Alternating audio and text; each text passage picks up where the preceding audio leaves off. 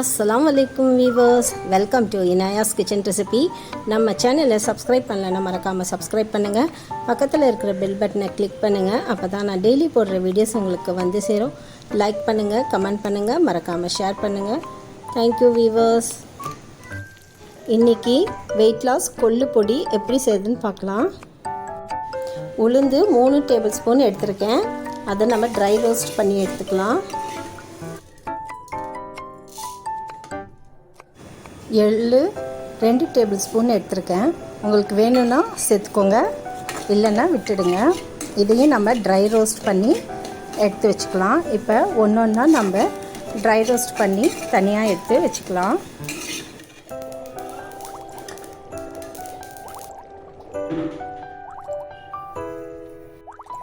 Olive விதை flux seed 2 tablespoon எடுத்துருக்கேன். இதையும் நம்ம நல்லா ட்ரை ரோஸ்ட் பண்ணி எடுத்துக்கலாம்.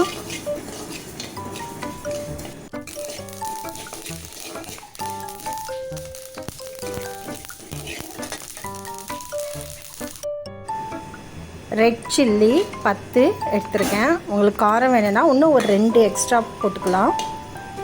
இதையும் நம்ம ட்ரை ரோஸ்ட் பண்ணி எடுத்து வச்சுக்கலாம்.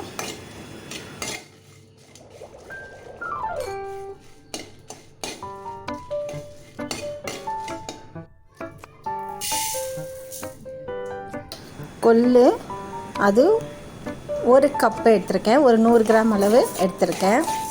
இதையும் நம்ம நல்லா வறுத்து எடுத்துக்கலாம்.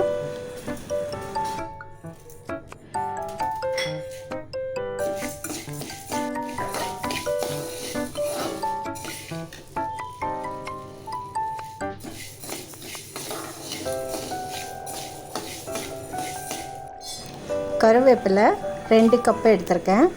அதையும் நம்ம ட்ரை ரோஸ்ட் பண்ணிக்கலாம். நல்லா உங்களுக்கு அதிகமாக வேணும்னா கருவேப்பிலை யூஸ் பண்ணிக்கலாம். கருவேப்பிலை உடம்புக்கு ரொம்ப நல்லது. உங்களுக்கு தேவையான அளவு நீங்கள் எடுத்துக்கலாம்.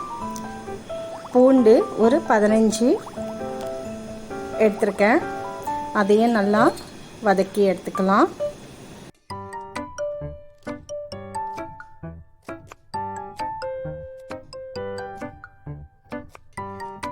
பெருங்காய கட்டி கொஞ்சம் எடுத்துருக்கேன். இதையும் நம்ம வறுத்து எடுத்துக்கலாம்.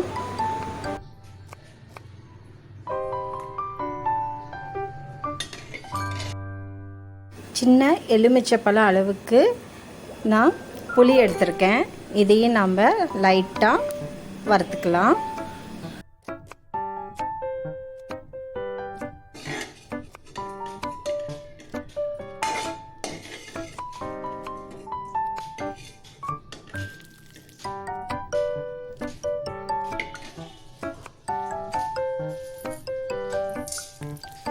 நான் கல் உப்பு எடுத்துருக்கேன்.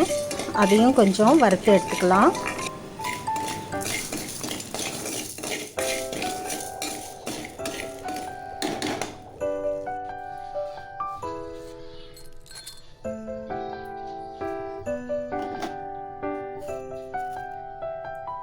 ஒரு மிக்ஸி ஜார் எடுத்துட்டு அதில் நம்ம எல்லாத்தையும் சேர்த்துக்கலாம்.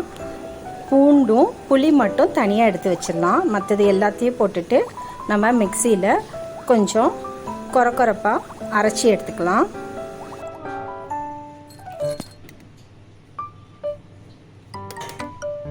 இப்போ நம்ம புளி இதில் சேர்த்துக்கலாம். பூண்டும் இதுலேயே சேர்த்துக்கலாம்.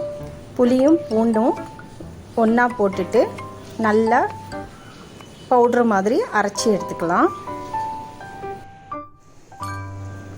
டெய்லி இந்த பொடி நம்ம யூஸ் பண்ணால் கொலஸ்ட்ரால் வந்து கம்மியாகும்.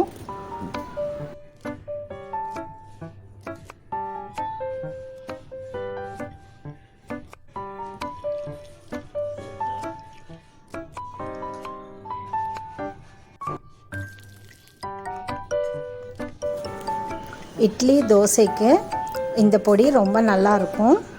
நீங்களும் இதை ட்ரை பண்ணி பாருங்கள்.